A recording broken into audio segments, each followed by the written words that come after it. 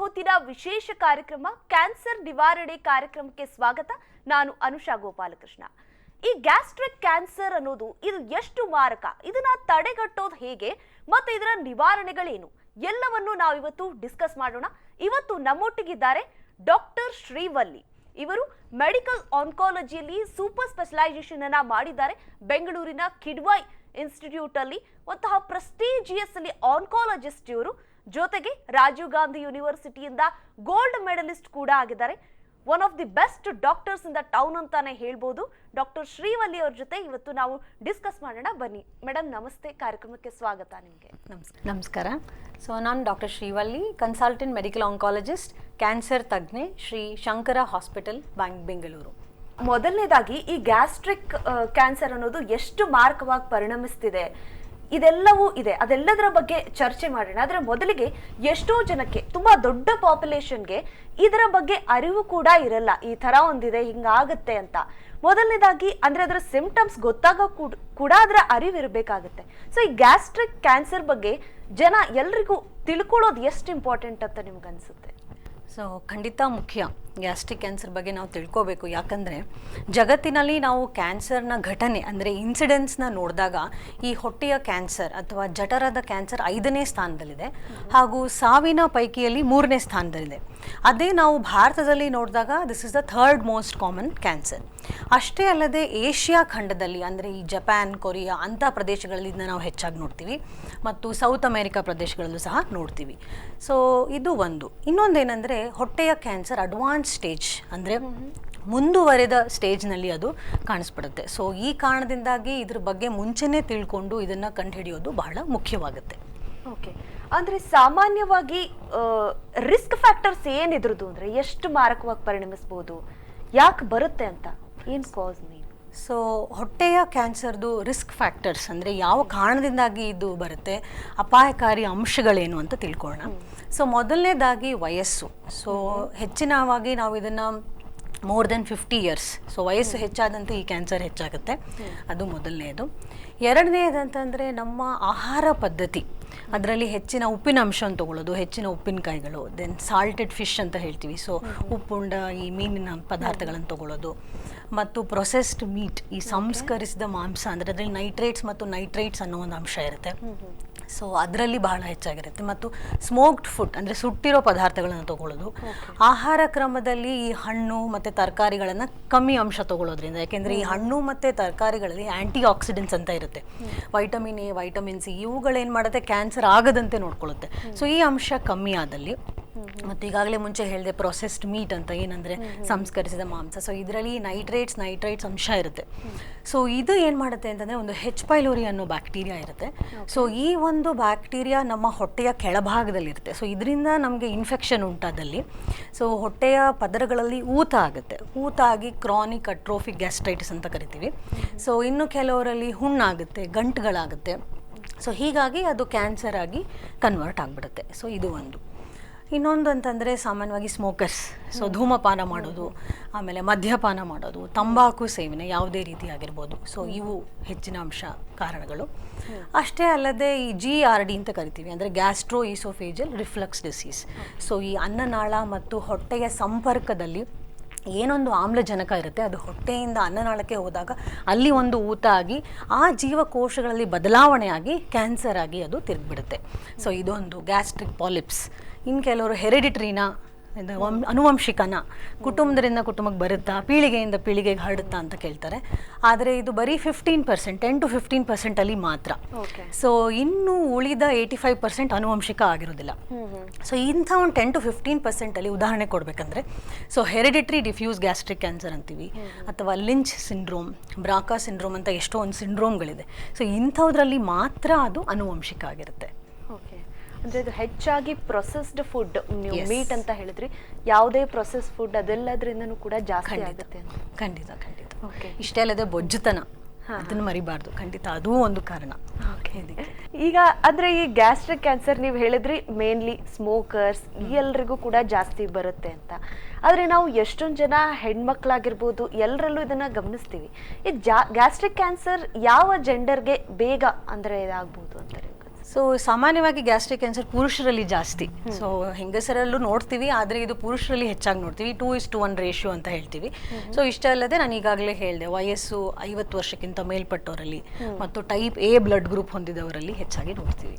ಈಗ ಮೇಡಮ್, ಅಂದ್ರೆ ಇದನ್ನ ಗ್ಯಾಸ್ಟ್ರಿಕ್ ಕ್ಯಾನ್ಸರ್ ತಡೆಗಟ್ಟೋದಕ್ಕೆ ಯಾವುದೇ ಒಂದು ರೋಗ ಮೇನ್ ಆಗಿ ಅದರ ಸಿಂಪ್ಟಮ್ಸೇ ಎಷ್ಟೋ ಜನಕ್ಕೆ ಗೊತ್ತಾಗಿರಲ್ಲ. ಸೊ ಇದರ ಸಿಂಪ್ಟಮ್ಸ್ ಗ್ಯಾಸ್ಟ್ರಿಕ್ ಕ್ಯಾನ್ಸರ್ದು ಯಾವ ಹಂತದಲ್ಲಿ ಗೊತ್ತಾಗುತ್ತೆ, ಹೇಗೆ ಅಂತ? ಸೊ ಈಗ ರೋಗ ಲಕ್ಷಣಗಳ ಬಗ್ಗೆ ನಾವು ಮಾತಾಡಬೇಕು ಅಂತಂದರೆ, ಸೊ ಗ್ಯಾಸ್ಟ್ರಿಕ್ ಕ್ಯಾನ್ಸರ್ ಯಾವಾಗಲೂ ಅಡ್ವಾನ್ಸ್ ಸ್ಟೇಜ್, ಮುಂದುವರೆದ ಸ್ಟೇಜ್ನಲ್ಲಿ ಕಾಣಿಸ್ಕೊಳ್ಳುತ್ತೆ. ಸೊ ಹೀಗಾಗಿ ರೋಗ ಲಕ್ಷಣಗಳು ಕೂಡ ಬಹಳ ಅಡ್ವಾನ್ಸ್ ಸ್ಟೇಜ್ನಲ್ಲಿ ಇರ್ತಕ್ಕಂಥದ್ದು ಇರುತ್ತೆ. ಸೊ ಹೇಗೆ ಅಂದರೆ ಅವರು ತೂಕ ಕಮ್ಮಿ ಆಗೋಗಿರುತ್ತೆ, ಊಟ ಮಾಡೋಕ್ಕಾಗೋದಿಲ್ಲ, ಅತಿಯಾದ ಹೊಟ್ಟೆ ನೋವು, ವಾಂತಿ, ಉಬ್ಬಳಿಕೆ, ಊಟ ನುಂಗೋಕ್ಕೆ ಆಗ್ತಾ ಇಲ್ಲ, ನೀರೆಲ್ಲ ಚೆನ್ನಾಗಿ ಹೋಗುತ್ತೆ ಆದರೆ ಈ ಗಟ್ಟಿ ಪದಾರ್ಥ, ದಪ್ಪನೆ ಪದಾರ್ಥಗಳನ್ನ ನುಂಗೋಕ್ಕಾಗ್ತಾ ಇಲ್ಲ. ಸೊ ಈ ಥರ ನಮಗೆ ಪ್ರೆಸೆಂಟ್ ಮಾಡ್ತಾರೆ. ಸೊ ಇಷ್ಟೇ ಅಲ್ಲದೆ ಮೋಷನ್ ಕಪ್ಪಾಗಿ ಹೋಗೋದು, ರಕ್ತದ ಅಂಶ ಕಮ್ಮಿ ಆಗೋದು, ಜಾಂಡಿಸ್ ಆಗೋದು, ಸೊ ಈ ಥರ ನೋಡ್ತೀವಿ. ಸೊ ಕೆಲವರಲ್ಲಿ ಮಾತ್ರ ಅರ್ಲಿ ಸ್ಟೇಜ್ನಲ್ಲಿ ನಾವು ನೋಡ್ತೀವಿ. ಸೊ ಇಂಥ ಒಂದು ಪಾಪ್ಯುಲೇಷನ್ನಲ್ಲಿ ಏನು ನಾವು ನೋಡ್ತೀವಿ ಅಂತಂದರೆ, ಅವ್ರಿಗೆ ಎದೆ ಉರಿ, ಏನೋ ಹೊಟ್ಟೆ ಉಬ್ರ, ಸ್ವಲ್ಪ ತಿಂದರೂ ಹೊಟ್ಟೆ ತುಂಬುತ್ತಿದೆ ಅಂದರೆ ಅರ್ಲಿ ಸೆಟೈಟಿ ಅಂತ ಕರಿತೀವಿ. ಸೊ ಈ ಥರ ಇರುತ್ತೆ. ಇಷ್ಟೇ ಅಲ್ಲದೆ ಏನು ತಿಂದರೂ ಜೀರ್ಣಕ್ಕೆ ಬರ್ತಾ ಇರಲ್ಲ, ಏನೋ ಒಂಥರ ವಾಕರಿಕೆ, ವಾಂತಿ ಆಗದಲ್ಲೇ ಇರ್ಬೋದು, ಬರೀ ವಾಕರಿಕೆ, ಈ ಥರ ಸುಸ್ತು. ಸೊ ಈ ಥರ ಯಾವುದೇ ಒಂದು ಲಕ್ಷಣಗಳನ್ನು ನಾವು ಹೊಸದಾಗಿ ಕಂಡಿದ್ದು, ಅದು ಈಗ 3 ವಾರ ಆಗಲಿ 4 ವಾರ ಆಗಲಿ ಹಾಗೇ ಇದೆ, ನಡೀತಾನೇ ಇದೆ ಅಂತಂದಾಗ ನಾವು ತಜ್ಞರ ಸಲಹೆನ ಖಂಡಿತ ತಗೋಬೇಕು. ಅಂದರೆ ಫಸ್ಟ್ ಸ್ಟೇಜಲ್ಲೇ ಈ ಸಿಂಪ್ಟಮ್ಸ್ ಕಾಣಿಸುತ್ತೆ ಅಂತ? ಹೌದು. ಈಗ ನಾನು ಹೇಳಿದ ಕೆಲವು ಅರ್ಲಿ ಸ್ಟೇಜಲ್ಲಿರುತ್ತೆ, ಬಟ್ ಸಾಮಾನ್ಯವಾಗಿ 75 to 80% ಅಡ್ವಾನ್ಸ್ ಸ್ಟೇಜ್ನಲ್ಲೇ ಬಹಳ ವೇಟ್ ಲಾಸ್ ಆಗಿ, ರಕ್ತ ಕಮ್ಮಿಯಾಗಿ ಈ ಥರ ನೋಡ್ತೀವಿ ನಾವು. ಅದೇ ದುರಾದೃಷ್ಟ ಅಲ್ಲ, ಅಂದರೆ ಲಾಸ್ಟ್ ಸ್ಟೇಜಲ್ಲೇ ಪ್ರಬಲವಾಗಿ ಸಿಂಪ್ಟಮ್ಸ್ ಕಾಣಿಸುತ್ತೆ ಅಂತ.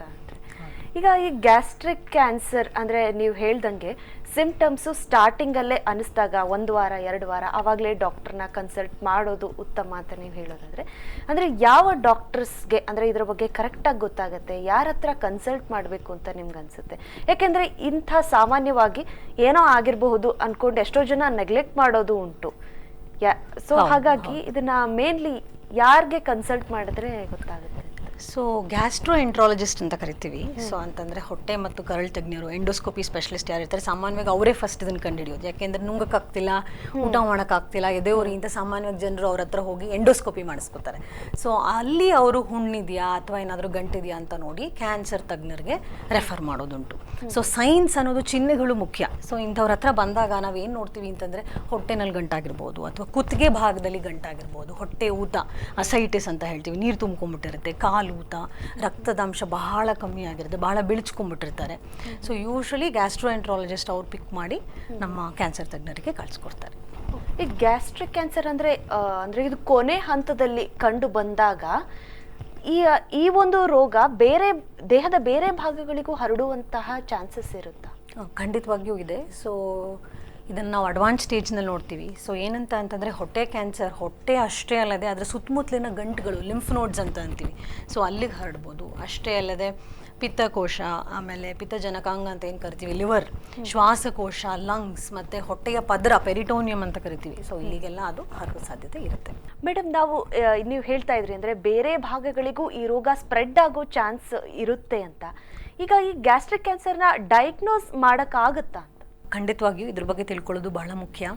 ಸೊ ಇನ್ವೆಸ್ಟಿಗೇಷನ್ಸ್ ಅಂದರೆ ಹೇಗೆ ನಾವು ಇದನ್ನು ಪತ್ತೆ ಹಚ್ಬೋದು. ಸೊ ಮೊದಲನೇದಾಗಿ ಅಪರ್ GI ಎಂಡೋಸ್ಕೋಪಿ ಅಂತ ಮಾಡ್ತೀವಿ.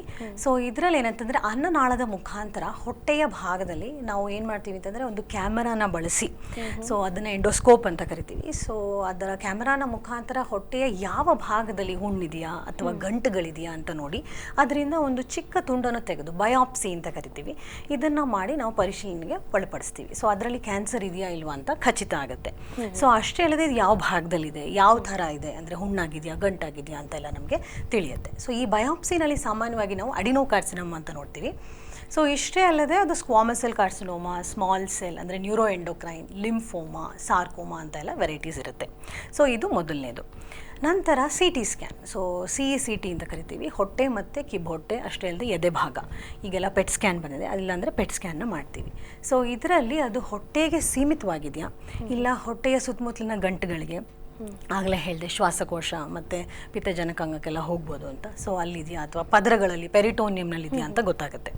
ಸೊ ಈ CT ಸ್ಕ್ಯಾನಿಂದ ನಮಗೆ ಸ್ಟೇಜಿಂಗ್ ಗೊತ್ತಾಗುತ್ತೆ, ಯಾವ ಹಂತದಲ್ಲಿದೆ ಕ್ಯಾನ್ಸರ್ ಅಂತ. ಸೊ ಇದರಿಂದ ನಮಗೆ ಟ್ರೀಟ್ಮೆಂಟ್ ಪ್ಲ್ಯಾನ್ ಮಾಡೋಕ್ಕೆ ಅನುಕೂಲ ಆಗುತ್ತೆ. ದೇಹದಲ್ಲಿ ಯಾವ ಭಾಗದಲ್ಲಿ ಇದು ಕಾಣಿಸ್ಕೊಟ್ರೆ ತುಂಬಾ ರಿಸ್ಕ್ ಅಂತ ಕನ್ಸಿಡರ್ ಮಾಡಿ?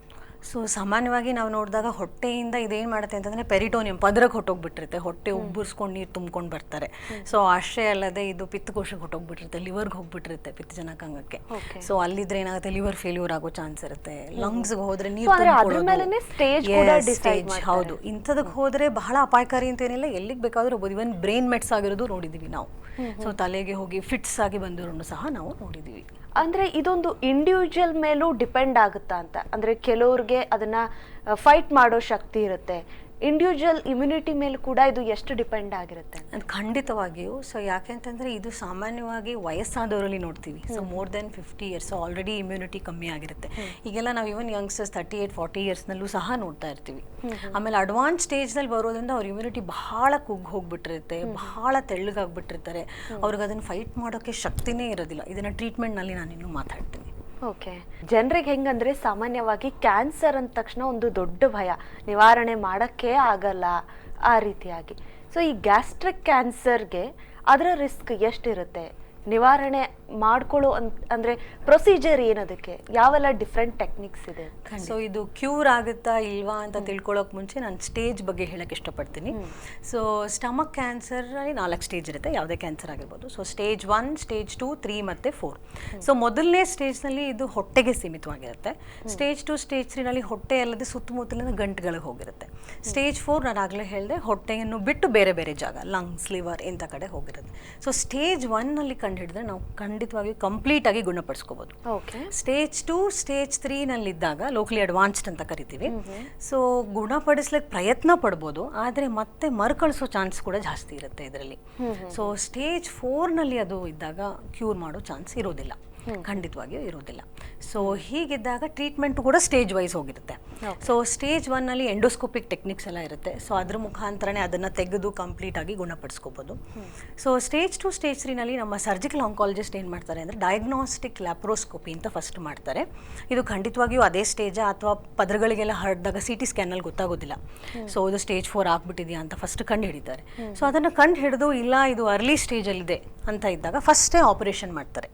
ಸೊ ಆಪರೇಷನ್ ಮಾಡಿ ನಂತರ ಮೆಡಿಕಲ್ ಆಂಕಾಲಜಿಸ್ಟ್ ಕೀಮೋಥೆರಪಿ ಅವ್ರಿಗೆ ಕಳಿಸ್ಕೊಡ್ತಾರೆ. ಆದರೆ ಅದೇ ಲೋಕಲಿ ಅಡ್ವಾನ್ಸ್ಡ್ ಇದ್ದಾಗ ಪೆರಿ ಆಪರೇಟಿವ್ ಕೀಮೋ ಅಂತ ಕರಿತೀವಿ. ಫಸ್ಟ್ ಕೀಮೋಥೆರಪಿ ಕೊಡ್ತೀವಿ, ನಂತರ ಸರ್ಜರಿ, ಮತ್ತೆ ಉಳಿದ ಕೀಮೋಥೆರಪಿ. ಸರ್ಜರಿನಲ್ಲೂ ಸಹ ಇದು ಯಾವ ಒಂದು ಭಾಗದಲ್ಲಿದೆ ಅದರ ಬೇಸಿಸ್ ಮೇಲೆ ಸರ್ಜರಿ ಆಗುತ್ತೆ. ಮೇಲ್ಭಾಗದಲ್ಲಿದೆಯಾ, ಮಧ್ಯಭಾಗದಲ್ಲಿದೆಯಾ ಅಥವಾ ಕೆಳಭಾಗದಲ್ಲಿದೆಯಾ ಅಂತ. ಸೊ ನಾವು ಅದರ ಪ್ರಕಾರನೇ ಪಾರ್ಷಿಯಲ್ ಗ್ಯಾಸ್ಟ್ರೆಕ್ಟಮಿ, ಡಿಸ್ಟಲ್ ಗ್ಯಾಸ್ಟ್ರೆಕ್ಟಮಿ, ಟೋಟಲ್ ಗ್ಯಾಸ್ಟ್ರೆಕ್ಟಮಿ ಅಂತೆಲ್ಲ ಮಾಡ್ತಾರೆ ಅವರು ಸರ್ಜಿಕಲ್ ಆಂಕಾಲಜಿಸ್ಟ್. ಇಷ್ಟೇ ಅಲ್ಲದೆ ಸುತ್ತಮುತ್ತಲಿನ ಗಂಟುಗಳನ್ನು ತೆಗಿತಾರೆ, ಲಿಂಫ್ ನೋಡ್ ಡಿಸೆಕ್ಷನ್ ಅಂತ ಕರಿತೀವಿ. ಸೊ ಇದು ಒಂದು. ಇನ್ನು ಕೀಮೋಥೆರಪಿಗೆ ಬಂದರೆ ಅದು 2 ವಾರಕ್ಕೊಮ್ಮೆ ಕೊಡ್ತೀವಿ ಕೆಲವರಲ್ಲಿ, ಮತ್ತು 3 ವಾರಕ್ಕೊಮ್ಮೆ ಕೊಡ್ತೀವಿ. ಸೊ ಅದು ಇಟ್ ಡಿಪೆಂಡ್ಸ್ ಆನ್, ನೀವು ಆಗಲೇ ಕೇಳಿದ್ರಿ, ಪರ್ಫಾರ್ಮೆನ್ಸ್ ಸ್ಟೇಟಸ್, ಪೇಷಂಟ್ನ ಎಷ್ಟು ಮಟ್ಟಿಗೆ ಅವ್ರು ಓಡಾಡ್ತಾ ಇದ್ದಾರೆ, ತಡ್ಕೊಳ್ಳೋ ಶಕ್ತಿ ಇದೆಯಾ, BP ಇದೆಯಾ, ಶುಗರ್ ಇದೆಯಾ, ಅದನ್ನೆಲ್ಲ ನೋಡಿಕೊಂಡು ಟ್ರೀಟ್ಮೆಂಟ್ನ ನಾವು ಟೇಲರ್ ಮಾಡಬೇಕಾಗತ್ತೆ. So ಹೀಗಿರುತ್ತೆ. So chemotherapy ರೆಜಿಮೆನ್ಸ್ನಲ್ಲಿ flat regimen, ಫಾಲ್ಫಾಕ್ಸ್, ಕೆಪಾಕ್ಸ್ ಅಂತೆಲ್ಲ ಕೊಡ್ತೀವಿ. ಸೊ ಇಷ್ಟೇ ಅಲ್ಲದೆ ಅನ್ನನಾಳ ಮತ್ತು ಹೊಟ್ಟೆಯ ಸಂಪರ್ಕದಲ್ಲಿರ್ತಕ್ಕಂಥ ಕ್ಯಾನ್ಸರ್ ಅಂದರೆ ಗ್ಯಾಸ್ಟ್ರೋ ಈಸೋಫೇಜಿಯಲ್ ಜಂಕ್ಷನ್ ಕ್ಯಾನ್ಸರ್ಸ್ನ ನಾವು ಅನ್ನನಾಳದ ಕ್ಯಾನ್ಸರ್ ಥರ ಟ್ರೀಟ್ಮೆಂಟ್ ಮಾಡ್ತೀವಿ. ಸೊ ಹೀಗಿರುತ್ತೆ. ಇವೆಲ್ಲ ಸ್ಟೇಜ್ 3 ತನಕ. ಯಾವಾಗ ಇದು ಸ್ಟೇಜ್ 4 ಆಗುತ್ತೆ, ನಮ್ಮದು ಆಪ್ಷನ್ಸ್ ಕಮ್ಮಿ ಆಗ್ತಾ ಹೋಗುತ್ತೆ. ಸೊ ಓನ್ಲಿ ಕಂಟ್ರೋಲ್ ಅಂದರೆ ರೋಗ ಲಕ್ಷಣಗಳನ್ನು ಕಂಟ್ರೋಲ್ನಲ್ಲಿ ಇಡ್ಬೋದೇ ವಿನಃ ಅದನ್ನು ಪೂರ್ತಿ ಗುಣಪಡಿಸಲು ಆಗೋದಿಲ್ಲ. ಸೊ ಅಲ್ಲಿ ನಾವು ಅವ್ರದ್ದು ಫಿಟ್ನೆಸ್ ಮೇಲೆ ಕೀಮೋಥೆರಪಿ ಕೊಡಬೇಕಾ, ಇಲ್ಲ ಟಾರ್ಗೆಟೆಡ್ ಥೆರಪಿ ಸಹ ಇದೆ, ಇಮ್ಯುನೋಥೆರಪಿ ಇದೆ. ಸೊ ಯಾವುದಕ್ಕೂ ಫಿಟ್ ಇಲ್ಲ ಅಂಥವರಲ್ಲಿ ಓರಲ್ ಮೆಟ್ರೋನಾಮಿಕ್ ಥೆರಪಿ, ಕೆಪಾಸಿಟಬೀನ್, S1 ಈ ಥರ ಎಲ್ಲ ಮಾತ್ರೆನ ನಾವು ಕೊಡ್ತೀವಿ ಅವ್ರಿಗೆ. ಸೊ ಇಷ್ಟೇ ಅಲ್ಲದೆ ಈ 4ನೇ ಸ್ಟೇಜ್ನಲ್ಲಿ ಸಪೋರ್ಟಿವ್ ಕೇರ್ ಬಹಳ ಮುಖ್ಯ. ಸೊ ನೀವಾಗಲೇ ಕೇಳಿದ್ರೆ ಎಲ್ರಿಗೂ ತಡ್ಕೊಳಕ್ಕಾಗುತ್ತಾ ಅಂತ. ಸೊ ನ್ಯೂಟ್ರಿಷನ್ ಅಂದರೆ ಅವರ ಪೌಷ್ಟಿಕತೆ ಎಷ್ಟರ ಮಟ್ಟಿಗಿದೆ, ಸೊ ಅವ್ರು ಅದನ್ನು ತಡ್ಕೋತಾರ, ಅದೆಲ್ಲ ಬಹಳ ಮುಖ್ಯ ಆಗುತ್ತೆ. ಊಟನೇ ಮಾಡೋಕ್ಕಾಗ್ತಿಲ್ಲ ಅಂಥವರಲ್ಲಿ IV ಡ್ರಿಪ್ಸ್ ಮುಖಾಂತರ ಟೋಟಲ್ ಪ್ಯಾರೆಂಟ್ರಲ್ ನ್ಯೂಟ್ರಿಷನ್ ಅಂತ ಕೊಡ್ತೀವಿ, ಅದು ಒಂದು. ಇಲ್ಲ ಬಹಳ ನುಂಗಕ್ಕೆ ಕಷ್ಟ ಆಗ್ತಿದೆ ಅಂಥವ್ರಿಗೆ ಸ್ಟೆಂಟ್ ಮಾಡ್ತೀವಿ. ಫೀಡಿಂಗ್ ಜೆಜುನಾಸ್ಟಮಿ ಅಂದರೆ ಕೆಳಭಾಗದಲ್ಲಿ ಒಂದು ಪೈಪನ್ನ ಮಾಡಿಕೊಟ್ಟು ಅದರ ಮುಖಾಂತರ ನಾವು ಊಟವನ್ನು ಕೊಡ್ತೀವಿ, ಎಲ್ಲ ಲಿಕ್ವಿಡ್ ಫಾರ್ಮ್ ಮಾಡಿಬಿಟ್ಟು. ಸೊ ಬಹಳ ನುಂಗಕ್ಕೆ ತೊಂದರೆ ಅಥವಾ ನೋವು, ಬ್ಲೀಡಿಂಗ್ ಇಂಥವರಲ್ಲಿ ಪ್ಯಾಲಿಯೇಟಿವ್ ರೇಡಿಯೇಷನ್ ಅಂತ ಕೊಡ್ತೀವಿ. ಸೊ ಇದೆಲ್ಲ ಪ್ಯಾಲಿಯೇಷನ್. ಸೊ ರಕ್ತ ಕಮ್ಮಿ ಆದರೆ ರಕ್ತ ಹಾಕೋದು. ಸೊ ಈ ಥರ ಇದೆ ಅದರ ಟ್ರೀಟ್ಮೆಂಟ್. ನೀವೀಗ ಡಿಫ್ರೆಂಟ್ ಪ್ರೊಸೀಜರ್ಸ್ ಹೇಳಿದ್ರಿ ಎಟ್ ದ ಡಿಫ್ರೆಂಟ್ ಸ್ಟೇಜಸ್. ಈಗ ಎಷ್ಟೋ ಜನಕ್ಕೆ ಇದರ ಅಂದರೆ ಮೈಂಡ್ ಪ್ರಿಪೇರ್ಡ್ನೆಸ್ ಇರಲ್ಲ ಈ ಟ್ರೀಟ್ಮೆಂಟ್ಸ್ ಒಳಪಡೋದಕ್ಕೆ. ಅಂದರೆ ಒಂಥರ ಏನೋ ಭಯ, ಎಷ್ಟು ಸೇಫ್ ಇರುತ್ತೆ ಈ ಮೆಥಡ್ಸು, ಇನ್ನೇನಾದರೂ ಸೈಡ್ ಎಫೆಕ್ಟ್ಸ್ ಆಗ್ಬೋದಾ ಅಂತ. ಸೊ ಈ ಪ್ರೊಸೀಜರ್ಸ್ಗೆ ಬೇರೆ ಅಂದರೆ ಇದು ಕ್ಯೂರ್ ಆದರೂ ಬೇರೆ ಸೈಡ್ ಎಫೆಕ್ಟ್ಸ್ ಇರುತ್ತಾ? ಸೊ ಅದನ್ನೆಲ್ಲ ನಾವು ಟ್ರೀಟ್ಮೆಂಟ್ ಮುಂಚೆ ಕೌನ್ಸಿಲಿಂಗ್ ಮಾಡಿರ್ತೀವಿ. ಸೊ ಸರ್ಜರಿ ಆದಮೇಲೆ ಅವರು ಯಾವ ಥರ ಮಲ್ಕೋಬೇಕು, ಯಾವ ಥರ ಊಟನ ಮಾಡಬೇಕು, ಯಾವ ಥರ ಅವ್ರ ದಿನಚರಿ ಇರಬೇಕು ಅಂತ ಸರ್ಜಿಕಲ್ ಆಂಕಾಲಜಿಸ್ಟ್ ಹೇಳ್ತಾರೆ. ಸೊ ಯಾಕೆಂದರೆ ಅದು ಇಟ್ಸ್ ಮೇಜರ್ ಸರ್ಜರಿ ಗ್ಯಾಸ್ಟ್ರೆಕ್ಟಮಿ ಅನ್ನೋದು. ಸೊ ಅಷ್ಟೇ ಅಲ್ಲ, ಕೀಮೋಥೆರಪಿ ಕೂಡ ನಾವು ಯೂಸ್ ಮಾಡ್ತಕ್ಕಂಥ ಫ್ಲಾಟ್ ರೆಜಿಮೆನ್ನು, ಫಾಲ್ಫಾಕ್ಸ್, ಕೆಪಾಕ್ಸ್ ಏನಂದರೆ ಕೈ ಕಪ್ಪಾಗೋದು, ನಮ್ಮ ಕೆಲವರಿಗೆ ಲೂಸ್ ಮೋಷನ್ಸ್ ಆಗೋದು, ವಾಂತಿ ಆಗೋದು, ಈ ಥರ ಎಲ್ಲ ಇರುತ್ತೆ. ಬಟ್ ಅದನ್ನೆಲ್ಲ ನಾವು ತಡೆಗಟ್ಟಕ್ಕೆ ಮಾತ್ರೆಗಳೆಲ್ಲ ಕೊಟ್ಟಿರ್ತೀವಿ. ಸೊ ಪಾಸಿಟಿವ್ನೆಸ್ ಬಹಳ ಮುಖ್ಯ. ನಾನು ತಗೋತೀನಿ, ಇದನ್ನು ಓಡಿಸ್ತೀನಿ ಅನ್ನೋ ಮನೋಭಾವನೆ ಬರಬೇಕು. ಸೊ ಆತ್ಮವಿಶ್ವಾಸ ಇದ್ದಲ್ಲಿ ಐ ಥಿಂಕ್ ಎಲ್ಲದಕ್ಕೂ ಆನ್ಸರ್ ಇದ್ದೇ ಇರುತ್ತೆ. ಕರೆಕ್ಟ್. ಈಗ ಯಾವುದೇ ರೋಗ ಆಗಲಿ ಏನೇ ಆಗಲಿ, prevention is better than cure ಅನ್ನೋದನ್ನು ನಾವು ಗೊತ್ತಿರೋ ವಿಚಾರ. ಸೊ ಪ್ರಿವೆನ್ಷನ್ ಇದಕ್ಕೆ ಕ್ಯೂರ್ಗೆ ಅಷ್ಟೆಲ್ಲ ನೀವು ಹೇಳ್ದಂಗೆ ಅಷ್ಟೆಲ್ಲ ಪ್ರೊಸೀಜರ್ಸ್ ಇದೆ. ಇದನ್ನು ಬರ್ದೇನೆ ಇರೋ ಥರ ತಡೆಯೋಕ್ಕೆ ಲೈಫ್ ಸ್ಟೈಲ್ ಹೆಂಗಿರಬೇಕು ಮನುಷ್ಯಂದು? ಪ್ರಿವೆನ್ಷನ್ ಬಹಳ ಮುಖ್ಯ. Like you rightly said, prevention is better than cure.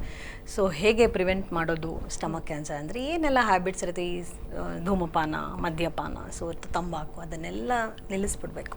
So stop smoking, alcohol ಅವೆಲ್ಲ ಬಿಡಬೇಕು. ಆಮೇಲೆ ತೂಕ ಕರೆಕ್ಟಾಗಿರಬೇಕು. ಬಹಳ ಬೊಜ್ಜಿರೋರಲ್ಲಿ ವೇಟ್ ಲಾಸ್ ಮುಖ್ಯ ಆಗುತ್ತೆ. ಆಮೇಲೆ ಪೌಷ್ಟಿಕ ಆಹಾರ, ನಾನು ಆಗಲೇ ಹೇಳಿದೆ, ಆಹಾರದಲ್ಲಿ ಹೆಚ್ಚು ಹಣ್ಣು, ಹೆಚ್ಚು ತರಕಾರಿಗಳಿರಬೇಕು, ಉಪ್ಪಿನಂಶ ಕಮ್ಮಿ ಇರಬೇಕು, ಸುಟ್ಟಿರೋ ಪದಾರ್ಥಗಳು ಕಮ್ಮಿ ಇರಬೇಕು ಅಂತ ಎಲ್ಲ. ಸೊ ರೆಡ್ ಮೀಟ್ ಅವನ್ನೆಲ್ಲ ಆದಷ್ಟು ಕಮ್ಮಿ ಸೇವನೆ. ಸೊ ಬಹಳ ಮುಖ್ಯ ಆಗುತ್ತೆ ಆಹಾರ ಕ್ರಮ. ಸೊ ಅದು ಒಂದು. ಸೊ ಆಹಾರ ಕ್ರಮ ಅಲ್ಲದೇ ಇನ್ನೇನು ಈ ಜೆನೆಟಿಕ್ಸ್ ಅಂತ ನಾನೇನು ಹೇಳಿದೆ, ಹೆರಿಡಿಟ್ರಿ ಆಗಿ ಯಾರು ಹೈ ರಿಸ್ಕ್ ಇರ್ತಾರೆ, ಈಗ ಅವರ ಕುಟುಂಬದಲ್ಲಿ ಬೇರೆಯವ್ರಿಗೆ ಇದ್ದಲ್ಲಿ, ಅಥವಾ ನಾನೇನಂತ ಹೇಳಿದೆ ಆ ಜೀನ್ಸ್ ಎಲ್ಲ ಇದ್ದಲ್ಲಿ, ಅಥವಾ ಎಂಡೆಮಿಕ್ ಏರಿಯಾಸ್, ಈ ಜಪಾನ್ ಅಂತ ಪ್ರದೇಶಗಳಲ್ಲಿ ಎಂಡೋಸ್ಕೋಪಿ ಮಾಡಿ ಇದು ಮುಂಚೆನೇ ಇದೆಯಾ ಅಂತ ಕಂಡುಹಿಡ್ಕೋಬೋದು. So that is another prevention methodology. So these are the things. Okay, ನೀವು ಹೇಳ್ದಂಗೆ ಅಂದರೆ ಇದು ಮತ್ತೆ ಮರುಕಳಿಸೋ ಸಾಧ್ಯತೆಗಳು ಕೂಡ ಸ್ವಲ್ಪ ಇರುತ್ತೆ ಇದಕ್ಕೆ ಅಂತ. ಸೊ ಅಂಥ ಕೇಸಸ್ಸು ಜಾಸ್ತಿ ಇರುತ್ತಾ? ಹೌದು, ಖಂಡಿತ. ಬಿಕಾಸ್ ನಾವು ಸರ್ವೈವಲ್ ರೇಟ್ಸ್ ನೋಡಿದಾಗ ಸ್ಟೇಜ್ 1 ಬಹಳ ಚೆನ್ನಾಗಿರುತ್ತೆ. But as we go stage 2 to stage 3, so it comes back. So ಅದಕ್ಕೆ ನಾವು ಏನು ಮಾಡ್ತೀವಿ, ಟ್ರೀಟ್ಮೆಂಟ್ ಎಲ್ಲ ಆದಮೇಲೆ 3 ತಿಂಗಳಿಗೊಮ್ಮೆ ಫಾಲೋ ಅಪ್ ಅಂತ ಇರುತ್ತೆ. ಸೊ ರೋಗಿನ ಪರೀಕ್ಷೆ ಮಾಡ್ತೀವಿ, ಬ್ಲಡ್ ಟೆಸ್ಟ್ ಇರುತ್ತೆ, ಸ್ಕ್ಯಾನ್ಗಳಿರುತ್ತೆ. ಸೊ ವರ್ಷಕ್ಕೊಮ್ಮೆ ಇರುತ್ತೆ ಸ್ಕ್ಯಾನ್ಗಳು, 6 ತಿಂಗಳಿಗೊಮ್ಮೆ ಅಲ್ಟ್ರಾಸೌಂಡ್, ಹಾಗೆಲ್ಲ ಅಂದರೆ ಕೇರ್ ತಗೊಳ್ತಾನೆ ಇರಬೇಕು. ಖಂಡಿತ. ಮತ್ತು ಯಾವಾಗ ಅವ್ರಿಗೆ ನಾನೇನೋ ಒಂದು ಬೇರೆ ಸಿಂಪ್ಟಮ್ ನೋಡ್ತಾ ಇದ್ದೀನಿ, ಮುಂಚೆಗಿಂತ ಬದಲಾಗಿದೆ, ಆಹಾರ ಪದ್ಧತಿ ಆಗಿರ್ಬೋದು, ಅಥವಾ ತೂಕ ಕಮ್ಮಿ ಆಗ್ತದೆ, ಎಲ್ಲೋ ಒಂದು ಕಡೆ ಗಂಟು, ಈ ಥರ ರೋಗಿನೇ ಕಂಡು ಹಿಡ್ಕೋಬಹುದು. ಸೊ ಈ ಥರ ಎಲ್ಲ ಇದ್ದಾಗ ತಕ್ಷಣ ಬನ್ನಿ, 3 ತಿಂಗಳಿಗೆ ಕಾಯಬೇಡಿ ಅಂತ ನಾವು ಹೇಳ್ತೀವಿ. ಡಾಕ್ಟರ್, ನೀವು ಆಗಲೇ ಪ್ರಿವೆನ್ಷನ್ನ ಹಲವಾರು ಟೆಕ್ನಿಕ್ಸ್ ಹೇಳಿದ್ರಿ. ಮೇಜರ್ಲಿ ಲೈಫ್ ಸ್ಟೈಲ್, ಫುಡ್ ಅದು ಅನಿವಾರ್ಯ, ಅದನ್ನೆಲ್ಲ ಕಂಟ್ರೋಲ್ ಮಾಡಲೇಬೇಕು. ಜೊತೆಗೆ ಇದರ ಅಂದರೆ ಫಸ್ಟಿಗೆ ಡಿಟೆಕ್ಟ್ ಆಗೋದು ಕೂಡ ತುಂಬಾ ಇಂಪಾರ್ಟೆಂಟ್ ಇರುತ್ತೆ. ಸೊ ಈಗ ಎಷ್ಟೋ ಜನಕ್ಕೆ ಈ ಸ್ಕ್ರೀನಿಂಗ್ ಬಗ್ಗೆ ನಾವು ಕೇಳಿದ್ದೀವಿ, ಈ ಕ್ಯಾನ್ಸರ್ ಇದೆಯಾ ಅಂತ ಗೊತ್ತಾಗಿ ಟೆಸ್ಟ್ ಮಾಡಿಸ್ಕೊಂಡು, ಅಂದರೆ ಸೊ ದಟ್ ಬೇಗ ಕ್ಯೂರ್ ಆಗುತ್ತೆ, ಬೇಗ ಟ್ರೀಟ್ಮೆಂಟ್ ಆಗುತ್ತೆ ಅಂತ. ಬಟ್ ಈ ಸ್ಕ್ರೀನಿಂಗ್ ಯಾರಿಗೆಲ್ಲ ಮಾಡ್ತಾರೆ, ಎಲ್ರಿಗೂ ಮಾಡಲ್ಲ ಅನ್ನೋ ಒಂದು ಮಾಹಿತಿ ಕೂಡ ಇದೆ. ಹಾಗಾಗಿ ಯಾರಿಗೆಲ್ಲ ಈ ಸ್ಕ್ರೀನಿಂಗ್ ಮಾಡ್ತಾರೆ? ಸ್ಕ್ರೀನಿಂಗ್ ಅಂದ್ರೇನು ಅಂತಂದರೆ, ನಮ್ಮಲ್ಲಿ ಕ್ಯಾನ್ಸರ್ದು ಯಾವುದೇ ಒಂದು ಚಿಹ್ನೆ, ರೋಗ ಲಕ್ಷಣಗಳು ಏನೂ ಇಲ್ದಲೇನೆ ಸೊ ಅಂಥವರಲ್ಲಿ ಇದೆಯಾ ಅಂತ ಕಂಡುಹಿಡಿಯೋದು. ಸೊ ಇದನ್ನು ಸ್ಕ್ರೀನಿಂಗ್ ಅಂತ ಕರಿತೀವಿ. ಸೊ ಗ್ಯಾಸ್ಟ್ರಿಕ್ ಕ್ಯಾನ್ಸರ್ ಅಂದರೆ ಈ ಹೊಟ್ಟೆ ಕ್ಯಾನ್ಸರ್ನ ಯಾರ್ಯಾರಿಗೆ ನಾವು ಸ್ಕ್ರೀನ್ ಮಾಡ್ಬೋದು ಅಂತಂದರೆ, ನಾನು ಆಗಲೇ ಹೇಳಿದೆ, ಇದು 10-15% ಅನುವಂಶಿಕ ಇರುತ್ತೆ. ಸೊ ಉದಾಹರಣೆಗೆ ಈ hereditary diffuse gastric cancer syndrome, Lynch syndrome ಅಂತೆಲ್ಲ ಇದೆ. ಆಮೇಲೆ ಬ್ರಾಕಾ ಸಿಂಡ್ರೋಮ್, ಫೆಮಿಲಿಯಲ್ ಅಡೆನೋಮ್ಯಾಟಸ್ ಪಾಲಿಪೋಸಿಸ್, ಎಷ್ಟೋ ಜನಕ್ಕೆ ಅನ್ನನಾಳದಲ್ಲಿ ಪಾಲಿಪ್ಸ್ಗಳಿರುತ್ತೆ. ಸೊ ಇದು ಗೊತ್ತಿರುತ್ತೆ, ನಮ್ಮ ಅಣ್ಣನಿಗಿತ್ತು, ನಮ್ಮ ಚಿಕ್ಕಪ್ಪಂಗಿತ್ತು, ಈ ಥರ ಅಂತ ಎಲ್ಲ. ಸೊ ಈ ಥರ ಒಂದು ಇರ್ತಕ್ಕಂತಹ ಪೀಪಲಲ್ಲಿ ನಾವೇನು ಮಾಡ್ಬೋದು ಅಂದರೆ ಎಂಡೋಸ್ಕೋಪಿ ಮಾಡ್ತೀವಿ. ಸೊ ವಾರ್ಷಿಕ ಎಂಡೋಸ್ಕೋಪಿ. ಸೊ ಇದು ಒಂದು. ಇಷ್ಟೇ ಅಲ್ಲದೆ ಹೆಚ್ ಪೈಲೋರಿ ಬ್ಯಾಕ್ಟೀರಿಯಾ ಅಂತ ನಾನು ಆಗಲೇ ಹೇಳಿದೆ. ಸೊ ಇಂಥವರಲ್ಲಿ ಆ ಇನ್ಫೆಕ್ಷನ್ ಇದ್ದಾಗ ಅದನ್ನು ಬೇಗ ಟ್ರೀಟ್ಮೆಂಟ್ ತೊಗೋಬೇಕು. ಅದು ಬಹಳ ಮುಖ್ಯ ಆಗುತ್ತೆ. ಇದು ಒಂದು ಪ್ರಿವೆನ್ಷನ್ ಮೆಥಡ್. ಆಮೇಲೆ GRD ಅಂತ ಮೆನ್ಷನ್ ಮಾಡಿದೆ. ಸೊ ಅದನ್ನು ಟ್ರೀಟ್ಮೆಂಟ್ ತೊಗೊಳ್ಳೋದು ಬಹಳ ಮುಖ್ಯ. ಸೊ ಆವಾಗ that is also another prevention. So 2 more extra preventions. So ಇನ್ಯಾರಲ್ಲಿ ನಾವು ಈ ಸ್ಕ್ರೀನಿಂಗ್ ಮಾಡ್ಬೋದು ಅಂತಂದರೆ, ಸೊ ಎಂಡಮಿಕ್ ಅಂತ ಅಂದರೆ ಈ ಜಪಾನ್ ಪ್ರದೇಶ, ಯಾವ ಒಂದು ಪ್ರದೇಶಗಳಲ್ಲಿ ಏಷ್ಯಾ ಖಂಡದಲ್ಲಿ ಪಾಪ್ಯುಲೇಷನಲ್ಲಿ ಹೆಚ್ಚಿದಿರುತ್ತೆ. ಸೊ ಇಂಥವ್ರಲ್ಲಿ ಜಪಾನ್ ತೊಗೊಂಡ್ರೆ ಅವರು 3 ವರ್ಷಕ್ಕೊಮ್ಮೆ ಎಂಡೋಸ್ಕೋಪಿ ಮಾಡ್ತಾರೆ ಅವರ ಪೀಪಲ್ನಲ್ಲಿ. So that is also one way. So ಒಂದು ಎಂಡೋಸ್ಕೋಪಿ ಮಾಡೋದು, ಹೆಚ್ ಪೈಲೋರಿ ಬ್ಯಾಕ್ಟೀರಿಯಾ ಇದೆಯಾ ಇಲ್ವಾ ಅಂತ ಕಂಡು ಹಿಡಿಯೋದು, ದಿಸ್ ಈಸ್ ಒನ್. ಆಮೇಲೆ ಜೀನ್ ಟೆಸ್ಟಿಂಗ್, ಸೊ ಈ BRCA1 BRCA2 ಅಂತೆಲ್ಲ ಮಾಡ್ತೀವಿ, MSI ಅಂತ ಮಾಡ್ತೀವಿ. ಸೊ ಇಂತಹ ಹೈ ರಿಸ್ಕ್ ಪಾಪ್ಯುಲೇಷನಲ್ಲಿ ಈ ಒಂದು ಸ್ಕ್ರೀನಿಂಗ್ ಮೆಥಡ್ಸ್ನ ನಾವು ನೋಡಿದಾಗ ಬೇಗನೆ ಬರೋ ಚಾನ್ಸಸ್ ಇದೆಯಾ ಅಂತ ಗೊತ್ತಾಗಿ, ಸೊ ಸಿಂಪ್ಟಮ್ಸ್ ಬರೋಕ್ಕೆ ಮುಂಚೆನೇ ಅವ್ರಿಗೆಲ್ಲ ಏನೇನು ಪ್ರಿವೆನ್ಷನ್ ಮಾಡ್ಬೋದು ಅಂತ ಹೇಳ್ಕೊಡ್ಬೋದು. ಡಾಕ್ಟರ್, ಈಗ ಈ ಗ್ಯಾಸ್ಟ್ರಿಕ್ ಕ್ಯಾನ್ಸರ್ಗೆ ಆಲ್ರೆಡಿ ಒಳಗಾದವರು, ಟ್ರೀಟ್ಮೆಂಟ್ನಲ್ಲಿರೋರು ತುಂಬ ಜನ ಪೇಷಂಟ್ಸ್ ಇದ್ದಾರೆ, ಅವ್ರಿಗೆ ನೀವೇನು ಹೇಳೋಕ್ಕೆ ಇಷ್ಟಪಡ್ತೀರಾ? ಸೊ ಗ್ಯಾಸ್ಟ್ರಿಕ್ ಕ್ಯಾನ್ಸರ್ ನಾವು ಆಗಲೇ ನೋಡಿದ್ವಿ, ಪ್ರೆಸೆನ್ಸ್ ಇನ್ ಅಡ್ವಾನ್ಸ್ ಸ್ಟೇಜ್, ಮುಂದುವರೆದ ಸ್ಟೇಜ್ನಲ್ಲಿ ಇದು ಕಂಡು ಬರುತ್ತೆ. ಸೊ ಹೀಗಾಗಿ early detection is the key. So ಬೇಗ ಕಂಡು ಹಿಡ್ಕೋಬೇಕು ರೋಗ ಲಕ್ಷಣಗಳು. ನಮಗೇನೇ ಒಂದು ಅನಿಸ್ತಿದ್ದಾಗ ನಮ್ಮ ತಜ್ಞರನ್ನ ಹೋಗಿ ಭೇಟಿ ಆಗಬೇಕು, ಸಲಹೆ ತೊಗೋಬೇಕು.